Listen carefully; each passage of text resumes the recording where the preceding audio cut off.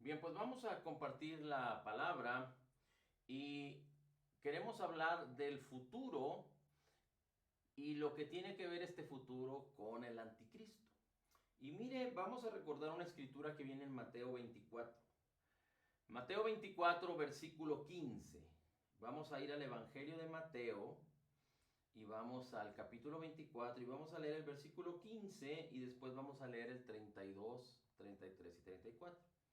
Dice así el Señor Jesucristo hablando: por tanto, cuando veáis la abominación desoladora o de la desolación de que se habló por medio del profeta Daniel, colocada en el lugar santo, el que le entienda, usted puede buscar las profecías de Daniel, particularmente en Daniel capítulo 9.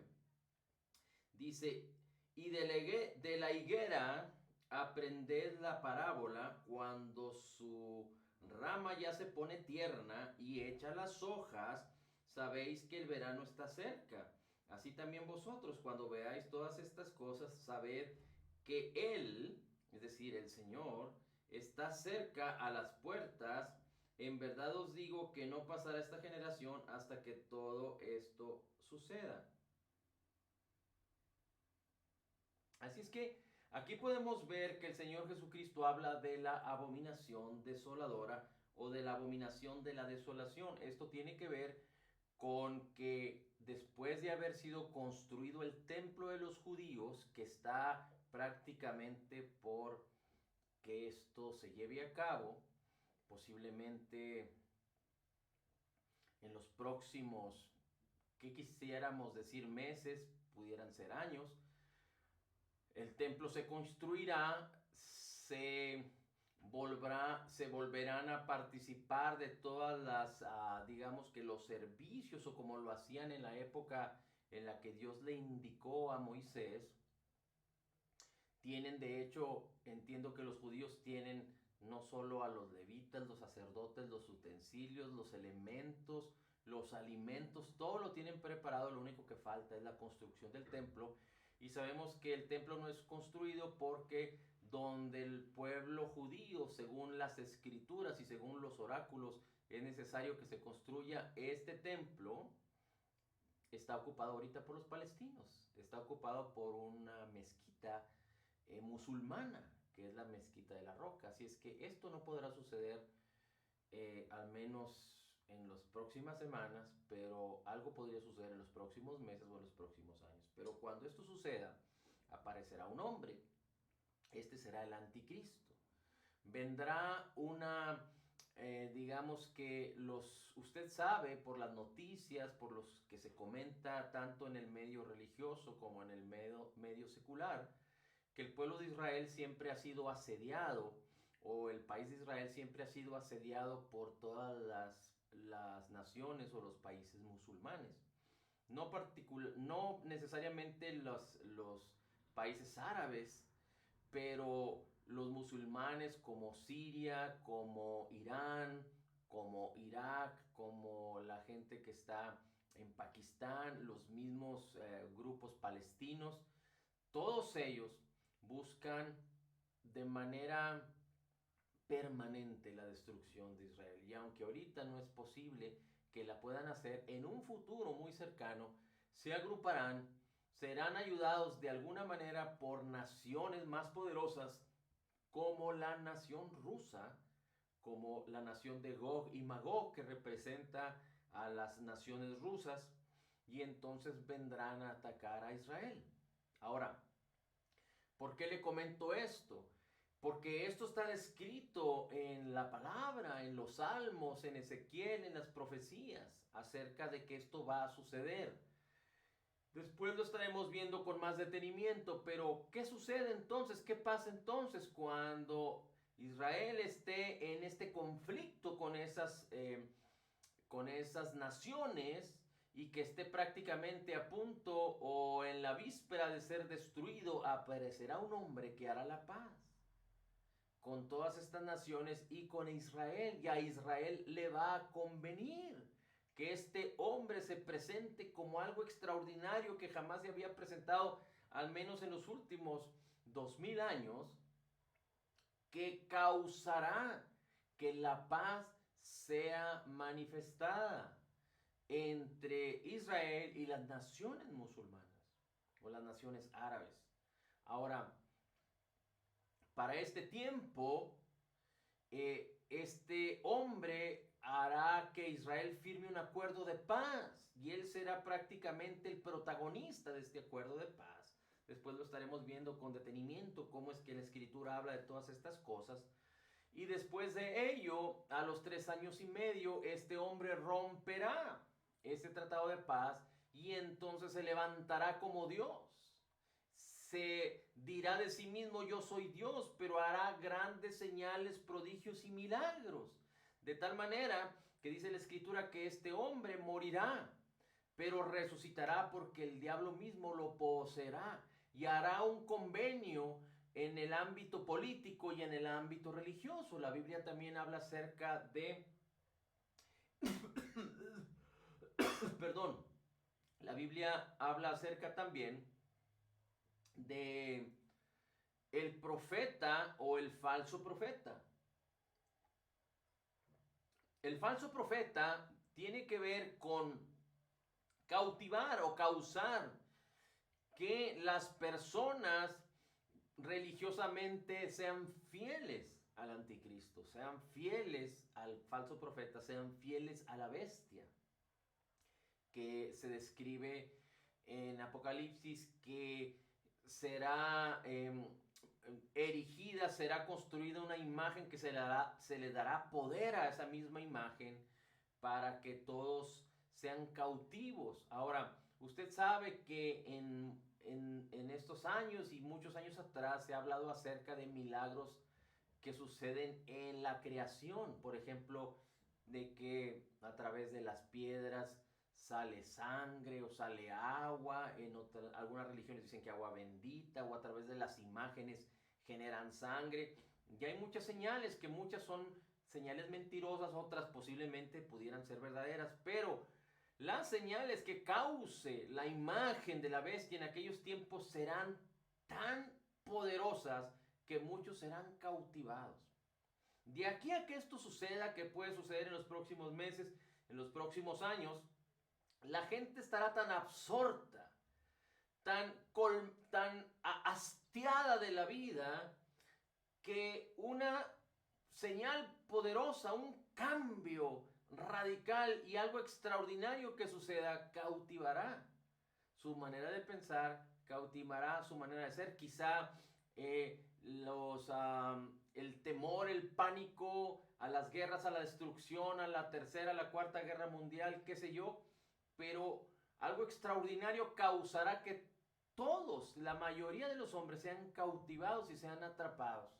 Pero este tiempo o de este momento estoy hablando en el tiempo de la tribulación y la gran tribulación, en donde la iglesia de Jesucristo ya no existirá en este mundo, sino que habrá sido arrebatada, habrá sido llevada y habremos sido transformados en la misma imagen de Jesús, con un cuerpo glorioso, y seremos perfectos porque nuestro espíritu es perfecto ahora, pero falta que nuestra alma y nuestro cuerpo sean redimidos y tendremos algo glorioso cuando el Señor Jesucristo venga por nosotros. Así es que el Señor Jesucristo dice, vendrá la abominación desoladora.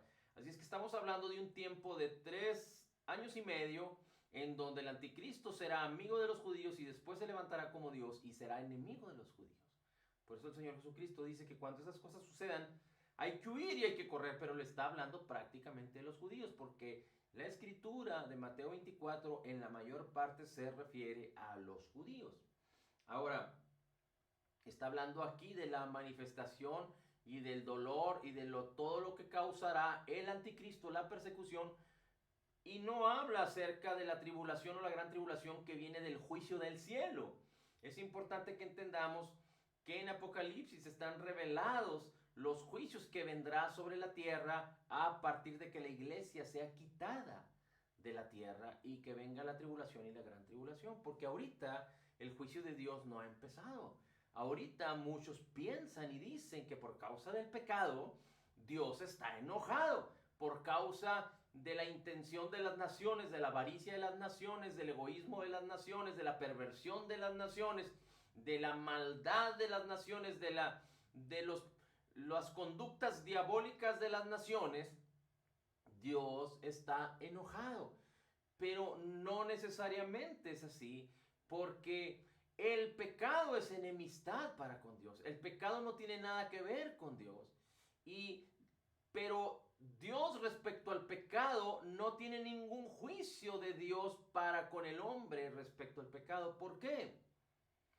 Porque Cristo Jesús nos redimió de todo el pecado. Él cargó con todos los pecados. Él pagó la deuda de todos los pecados, de toda la humanidad, de todas las generaciones, y derramó su sangre para redimirnos de toda maldición, de toda consecuencia de muerte por causa del pecado. Así es que Dios no tiene ningún problema respecto al pecado para con el hombre. Dios está en paz para con el hombre porque Cristo hizo la paz para con él. Pero, ¿qué hablamos o qué podríamos decir de un hombre perverso, de un hombre malévolo, de un hombre diabólico que viva en esta época? Podríamos decir que sus pecados fueron perdonados y que Dios está en paz para con él. Bueno, respecto al pecado, podríamos decir que técnicamente así lo describe la Biblia, pero nadie puede beneficiarse de esa paz que tenemos para con Dios, de ese amor que Dios tiene para con el hombre, del perdón que Dios tiene para con nosotros, si no es a través de Jesucristo. Nadie puede apropiarse de esta bendición si no es a través de Jesús. De hecho, de nada le sirve al hombre haber sido perdonado si el hombre no nace de nuevo. De nada le sirve al hombre tener conocimiento y ser religioso si no nace de nuevo. El mismo Señor Jesucristo le dijo a Nicodemo: te es necesario nacer de nuevo. No cambiar su manera de pensar a una nueva religión, a una nueva era. No, cambiar su manera de pensar por causa de la palabra del Evangelio para ser transformado, ser renovado y transformado. Nacer de nuevo por la palabra incorruptible de nuestro Señor y Salvador Jesucristo. Así es que, ¿quiénes son los que van al cielo? No los que creen que sus pecados son perdonados o los que creen que sus pecados van a ser juzgados. No necesariamente este es el punto crucial de la salvación. El punto crucial de la salvación es todo aquel que es nacido de nuevo. Pero para ser un nacido de nuevo tenemos que creer en la persona divina de Jesús, en que Él vino a morir por nosotros, en que Él pagó todas nuestras transgresiones, sufrió todos nuestros dolores, llevó todas nuestras enfermedades, pagó todas nuestras deudas, derramó su sangre y obtuvo para nosotros redención eterna. Así es que todo aquel que crea estas cosas y recibe a Jesús como Señor y Salvador, recibe la palabra incorruptible, entonces Dios le da el poder de nacer de nuevo. No es por nuestra voluntad, ni por nuestro esfuerzo, ni nuestros méritos. Es porque Dios causa con su poder, porque ya está definido que de tal manera suceda en la vida de los hombres. Así es que Dios no está en juicio ahorita para con el hombre. Dios no está castigando al hombre. Todo lo que el hombre vive y todo el sufrimiento que hay ahorita y las cosas terríficas que suceden son por causa de que el hombre vive en pecado. Pero entonces, ¿cómo decimos que si Dios ya no está ya no tiene, el pecado ya no es un problema entre Dios y el hombre? Entonces, ¿por qué suceden estas cosas? No es porque Dios cause estas cosas. Es porque el hombre le ha dado autoridad por causa del pecado al diablo. Y el diablo viene a hurtar, matar y destruir. Y dice la Escritura que este mundo no está bajo el dominio y el señorío de Dios, aunque Dios es Señor de todas las cosas, pero dio la tierra a los hijos de los hombres, y los hijos de los hombres han decidido vivir en pecado y han decidido sujetarse a través del pecado, de la incredulidad, de la maldad, a las artimañas, a las inspiraciones, a los deseos del diablo, que es padre de mentira. Así es que este mundo está envuelto, sumergido en caos, en tinieblas por causa del príncipe de la potestad del aire, que vino, que prácticamente es el ladrón, es el diablo, a hurtar, matar y destruir. Vino a hurtar, matar y destruir. Y por eso suceden todas estas cosas. Pero gloria a Dios, que a los creyentes Dios nos ha dado el poder sobre el enemigo cuando aprendemos a través de la palabra y del poder del Espíritu de Dios en nuestras vidas a someternos a Dios y a resistir al diablo. Y dice la Escritura, y él huirá de vosotros. Bien, así es que hemos visto ya entonces que el futuro tiene que ver con que el Señor Jesús dijo, estas cosas sucederán y no pasará una generación, esta generación, hasta que estas cosas acontezcan. Y el Señor Jesús estaba hablando de la higuera, y la higuera representa a Israel. Cuando el Señor Jesucristo maldice la higuera en Marcos 11, se refería a Israel que no había dado fruto. Cuando en Lucas la Escritura habla acerca del hombre que tenía una viña y que en esa viña había una higuera y esa higuera no daba fruto, que la cosecharon a ver si daba fruto, ya tenía 3 años sin dar fruto, está hablando de Israel. Israel no había dado fruto respecto a reconocer al Mesías, respecto a recibir el Evangelio de la gracia, respecto a ser justificados por lo que Jesús iba a hacer, o lo que Jesús hizo después de su muerte, sepultura y resurrección, que es entregar su vida y pagar por nuestros pecados. Así es que Israel representa la higuera que se marchitó, la higuera que fue maldecida, la higuera que se secó de sus raíces, la higuera que no da fruto. Ese es Israel por cerca de 2000 años. Así está representado Israel. Pero dice la Escritura, pero aprended de la higuera que cuando sus ramas reverdecen, entonces el verano está cerca. Y muchos escatólogos, los que se dedican a estudiar las profecías de los últimos tiempos, hablan acerca de que Israel representa la higuera que reverdeció y en 1948 se constituye el Estado de Israel o el país de Israel, y ahí es donde se habla que reverdece la higuera. Israel no aparece como un Israel transformado creyendo en Cristo, sino como un Israel que renace políticamente hablando o humanamente hablando, no espiritualmente. Así es que Israel nace en 1948, y si el Señor Jesucristo posterior a esto dice que no pasará una generación, muchos hablan acerca de que una generación puede ser 70, 80 años según el Salmo 90, pero los 70 años ya pasaron de acuerdo a las profecías o de acuerdo al nuestro calendario gregoriano, así es que podría caber la oportunidad de que una generación sean 80 años, aunque podrían ser más años. Prácticamente la historia nos dice que después del Señor Jesucristo, ningún hombre como estándar ha vivido más de 100 años. No hay mucha información histórica, pero normalmente después de la muerte, sepultura y resurrección de Jesús, es más, después de que Jesús habló estas palabras, la vida de los hombres, la media de los hombres, no iba arriba de los 100 años. Escasamente personas llegaban a vivir más de los 100 años. Y en los últimos años, después de que Israel resurge, el promedio de vida de los hombres nunca han dado arriba de los 100 años. Es más, difícilmente han dado arriba de los 80, prácticamente entre los 70 y los 80. Sabemos que hoy la calidad de vida es diferente, aunque hay mucha manera de proteger la vida a través de los sistemas médicos, los sistemas nutricionales, etcétera, pero también sabemos que muchos están alimentándose equivocadamente, y eso ha causado que la media de vida de las personas sea entre los 70 y los 80 años, y esto causa que muchos crean que el Señor Jesucristo podría venir, o estaríamos alrededor de que estas cosas acontecieran en alrededor del 2028. Hay quienes dicen que hablan del 2033 por las diferencias entre el calendario judío y el calendario gregoriano en el cual nos regimos ahora, pero estamos hablando de que previo a este acontecimiento, previo a que se manifieste el anticristo, el Señor Jesucristo vendrá por su iglesia. Ahora, fíjese cómo dice Apocalipsis. Vamos a ir a ver un versículo que viene en Apocalipsis capítulo 6. Apocalipsis capítulo 6.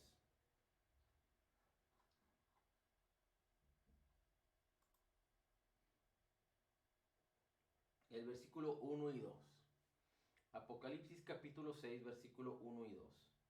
Vi cuando el Cordero abrió uno de los 7 sellos. Y aquí va a hablar, si usted lee Apocalipsis 6, va a entender que habla lo que muchos le llaman acerca de los 4 jinetes del Apocalipsis. Bien, dice, vi cuando el Cordero abrió uno de los 7 sellos. Recuerde, aquí está el apóstol Juan, que tuvo una experiencia espiritual y vio cosas extraordinarias que están descritas en Apocalipsis. Dice, y oí uno de los 4 seres vivientes que decía, como con voz de trueno, ven y mira, he aquí un caballo blanco, y el que estaba montado en él tenía un arco, y se le dio una corona, y salió conquistando y para conquistar. Recuerde que la persona del anticristo, cuando sea poseído por el diablo, se dirá a sí mismo que es Dios. No se manifestará como el antidios o como el anticristo, no. Manifestará que Él es Dios. Entonces Él es un imitador. Así es que Apocalipsis 6 habla del anticristo. El anticristo viene en un caballo blanco con corona y se le dio poder para conquistar. Viene para conquistar. Tendrá un poder sobrenatural cuando manifieste su perversidad. Cuando sea la gran tribulación. Cuando cause la abominación desoladora. Será alguien perverso, pero con gran señales, prodigios y milagros, aún sobre los creyentes que haya en esa época, que se entregarán a Cristo en la tribulación y en la gran tribulación. Ahorita dice la Escritura que si el creyente se somete a Dios, cree en la palabra, utiliza el poder que nos ha sido dado por el Espíritu de Dios y resiste al diablo, el diablo huirá. Pero en ese tiempo esto ya no sucederá más, porque esta bendición es para la iglesia. Así es que en los 7 años de la tribulación, esto no sucederá para con el anticristo. Recuerde, el anticristo estará poseído por el mismo diablo. Es decir, no es más que el diablo, es el mismo diablo. Así es que no podrá ser resistido ni aún por los 2 olivos o los 2 profetas que vendrán en aquella época. El mismo diablo, el mismo anticristo los destruirá.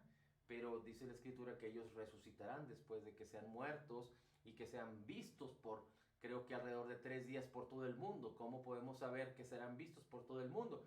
¿Cómo podremos saber que todos serán sellados en sus manos y en sus frentes por la bestia, con el número de la bestia? ¿Cómo podemos saber que todos adorarán al anticristo?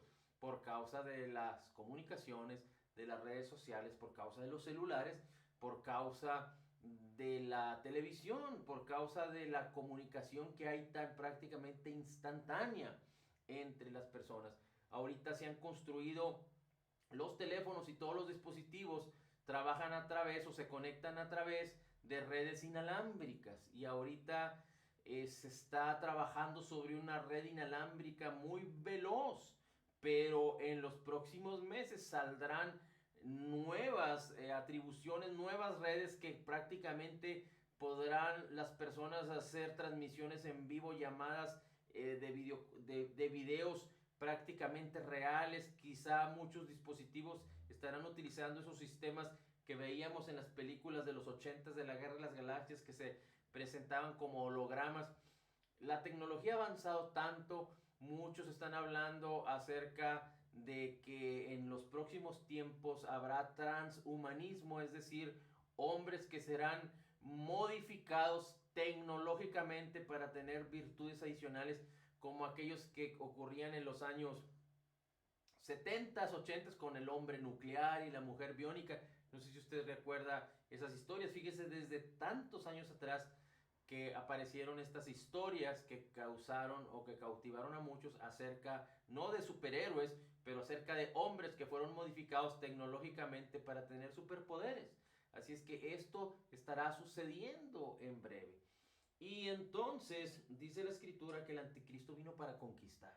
Bien, ahora vamos a leer otra escritura que viene en, permítame tantito, en Daniel capítulo 8.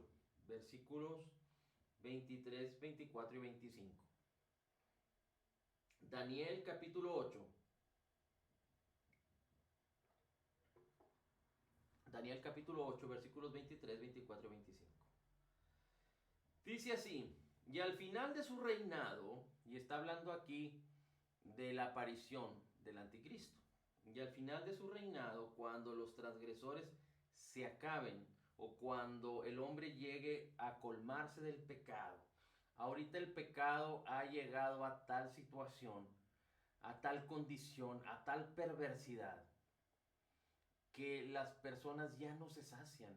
No sé si usted ha visto que en los últimos años gente muy poderosa, que es económicamente o que son muy famosos, que son artistas, han muerto muy jóvenes. Porque no solo viven en la perversión de lo sexual, pero se drogan, se alcoholizan y sus cuerpos ya no soportan, ellos no se pueden saciar, se colman de tal manera que ya no hay nada que los sacie y después pierden la vida porque sus cuerpos ya no lo soportan. Así que aquí dice, al final de su reinado, cuando los transgresores se acaben, es decir, cuando el pecado haya llegado a sus límites, y prácticamente el pecado ha llegado a los límites más altos. Escuché que en los Estados Unidos se está hablando acerca de quitarle la protección a, a los abortos.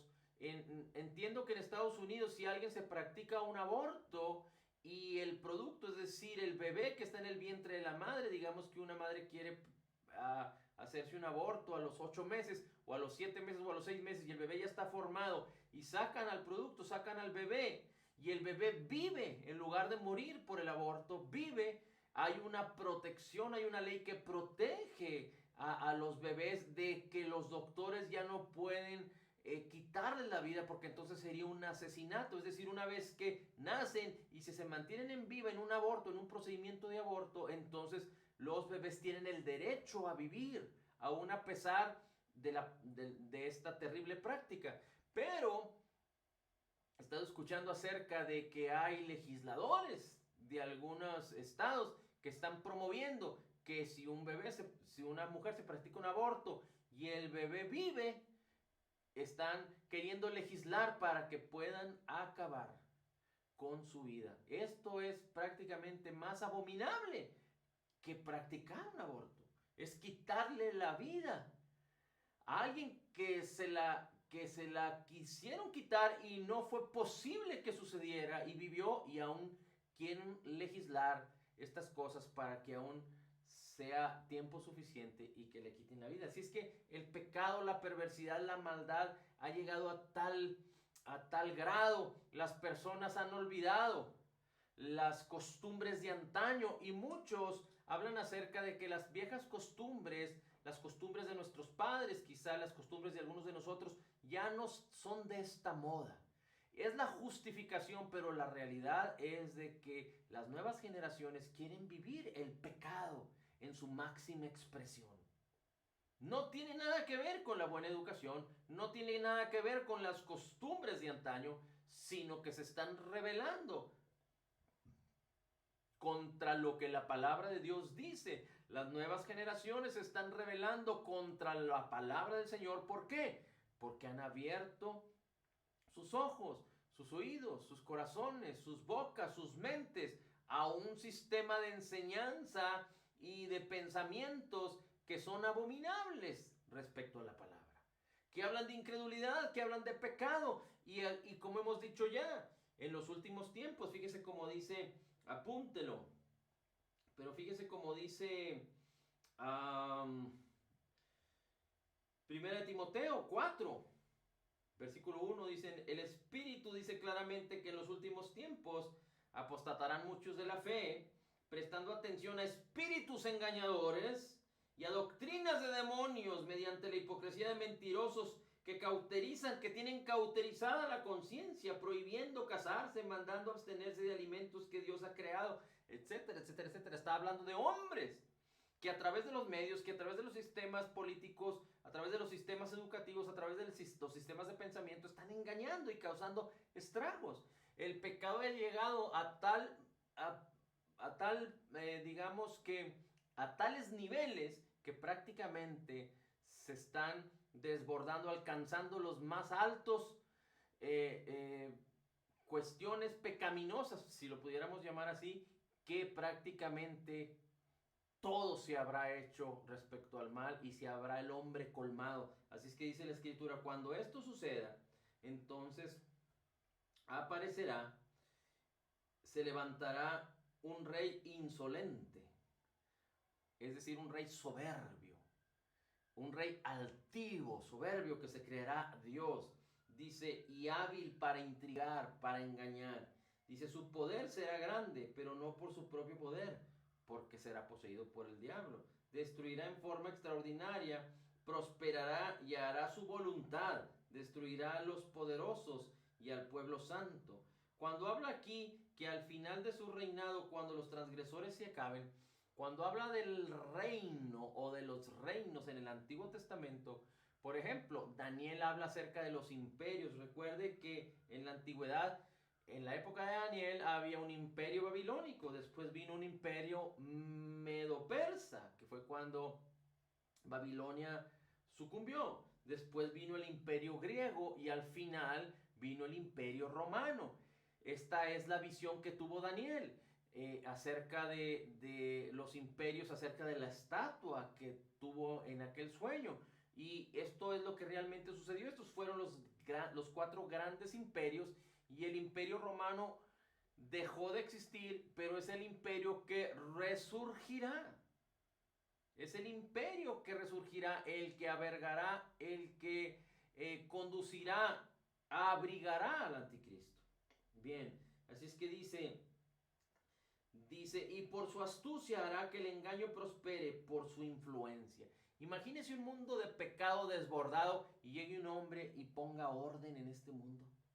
Imagínese que no solo haga la paz y cause la paz de todas las naciones musulmanas en contra de Israel, e Israel que haga la paz con ellos, que haga la paz en todas las naciones y que cause que aún todos se pongan en línea, se alineen. Sería algo extraordinario, humanamente hablando, para las naciones, para los países. Dice, él se engrandecerá en su corazón y destruirá a muchos que están confiados y aún se levantará contra los príncipes de los príncipes, pero será destruido sin intervención humana.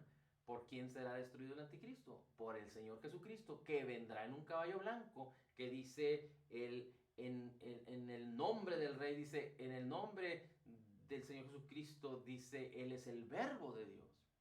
Así es que el verdadero Señor, en la segunda venida, vendrá el Señor Jesucristo y destruirá con el poder de su boca al anticristo. Bien, entonces estamos hablando de que este hombre poderoso se levantará en medio de la gran tribulación como el que causará estragos y abominaciones en contra de la palabra, en contra del Señor. Pero 3 años y medio antes causará una extraordinaria aceptación en toda la humanidad. Primera de Juan 4:1 tiene algo muy interesante que compartirnos, porque esto que estamos platicando vendrá en breve, en los próximos meses, en los próximos años, pero no en el futuro inmediato. Pero mire cómo dice Primera de Juan 4, versículo 1 en adelante. Primera de Juan 4, ayúdeme a buscarlo, versículos 1 en adelante. Dice así, amado, no creáis a todo espíritu. Ahora, es importante que cuando la Biblia habla de espíritu, no está hablando acerca de que los espíritus nos están hablando. Está hablando acerca de que hay espíritus o espíritus que están influenciando a los hombres y los hombres son los que están hablando, los que se están manifestando, los que están enseñando, los que están influenciando, los que están dando ejemplo. Dice, no creáis a todo hombre, a todo espíritu, sino probad los espíritus para ver si son de Dios. Porque muchos falsos profetas, y ahí declara, habla de los profetas, habla de los que predican cualquier cosa, sea de Dios o no sea de Dios. Dice, muchos falsos profetas han salido al mundo. En esto conoceréis el Espíritu de Dios. Todo espíritu que confiesa que Jesucristo ha venido en carne, dice, es de Dios. Es decir, todo aquel que cree que Jesucristo, Dios mismo, se hizo carne y habitó entre nosotros y cree lo que la palabra de Dios dice, que Él es el verbo de Dios, la palabra que se hizo carne, que Él pagó, que Él fue a la cruz, que Él nos redimió, que Él murió, que Él resucitó y que vendrá. Dice, todo aquel que Jesucristo, que cree, que confiesa que Jesucristo ha venido en carne es de Dios. Y todo espíritu que no confiesa a Jesús no es de Dios. Y este es el espíritu del anticristo. Desafortunadamente muchos judíos no creen en Jesús. No creen que Dios se manifestó en carne en Jesús. Así es que todos aquellos cristianos que ahora están haciendo alarde de la Torá y alarde de las fiestas de Israel y alarde de los vocablos de Israel, pero no creen que Jesús se manifestó en carne y murió por nosotros y resucitó, entonces están descritos aquí. No son espíritus que provienen de Dios. Y fíjese cómo la escritura termina diciendo aquí. Entonces, estas personas, ¿de qué espíritu son? Dice, todo espíritu que no confiesa a Jesús no es de Dios. Y este es el espíritu del anticristo. Así es que antes de que se manifieste la persona del anticristo, el espíritu del anticristo ya está manifestado en otras personas por su manera de pensar, por su conducta, por su manera de creer. Dice, de la cual habéis oído que viene y ahora ya está en el mundo. El espíritu del anticristo ya está en el mundo, causando estragos en las vidas de las personas. Hijos míos, vosotros sois de Dios y le habéis vencido, porque mayor es el que está en vosotros que el que está en el mundo. Ellos son del mundo, los del espíritu del anticristo, pero por eso hablan de parte del mundo y el mundo los oye. Nosotros somos de Dios y el que conoce a Dios nos oye. El que no es de Dios no nos oye. En esto conocemos el espíritu de la verdad y el espíritu del error. Así es que es muy importante que entendamos, aunque es muy interesante escuchar todas estas cosas que habrán de venir y es muy interesante aprender muchas otras cosas y empezar a discernir y a indagar y a escudriñar todas estas cosas y a empezarlas a poner en orden para aprender y para tener un panorama global y lo que sucede con las naciones ahorita y las guerras y los rumores de guerras y el transhumanismo y la malversación y la tecnología y el pecado. Necesitamos entender que el espíritu del anticristo ya vive, ya se manifiesta en las vidas de las personas cuando las personas hacen todo para no dar gloria a Dios, para no dar gracias a Dios, para apartarte de Dios, para causar incredulidad, para causar religión o religiosidad, para causar pánico, para causar temor, e impiden que las personas vengan al conocimiento de la verdad, al conocimiento de la palabra, al conocimiento del Señor Jesucristo. Así es que es muy importante que tú y yo seamos diligentes y, como dice la escritura en Hebreos, que seamos cuidadosos de una salvación tan grande, porque nosotros somos la luz del mundo y no podemos permitir que la luz que nos ha sido dada se apague en un mundo de tinieblas que está sobrecargado de pecado, de maldad, del espíritu del anticristo. Pero tú y yo fuimos llamados a vivir en la abundancia de la gracia del Señor Jesús y en la abundancia de la justicia, para, en el poder de Dios, decirle a todo el mundo que Cristo Jesús vive, que viene por su iglesia y que aún hay oportunidad de entregar sus vidas a Jesús, de nacer de nuevo y tener una eternidad para siempre con Cristo y evitar este caos, la derrota, la depresión, la enfermedad, la escasez y sobre todo evitar que en el futuro mediano puedan experimentar las terroríficas experiencias de la tribulación y de la gran tribulación y de la manifestación de todas estas cosas, que será el principio de dolores que el Señor Jesucristo mismo habló y predicó antes de entregar su vida por los hombres.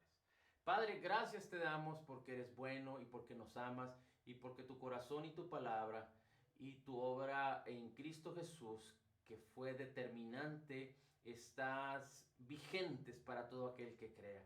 Gracias por la oportunidad que nos das de tu palabra y la oportunidad que nos das de creer lo que tú nos has dado. En Cristo Jesús declaramos que somos total y completamente perdonados y sanados, perfectamente justificados, altamente favorecidos, profundamente amados, grandemente bendecidos, Somos más que vencedores en Cristo Jesús. Como Jesús es, así somos nosotros en este mundo. Somos la justicia de Dios en Cristo. Recibiendo de la abundancia de tu gracia y del regalo gratuito de tu justicia, declaramos: todo lo puedo en Cristo que me fortalece. Gracias, Señor, en Cristo Jesús. Amén, amén y amén.